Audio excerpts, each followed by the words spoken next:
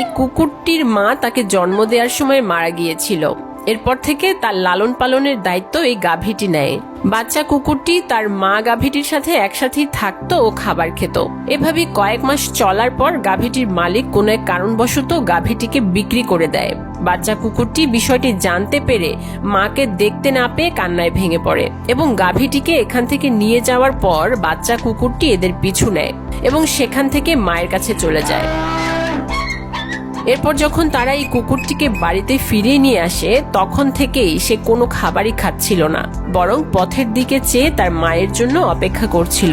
বাচ্চা কুকুরটিকে কষ্ট পেতে দেখে মালিক পুনরায় গাভীটিকে ফিরিয়ে আনে।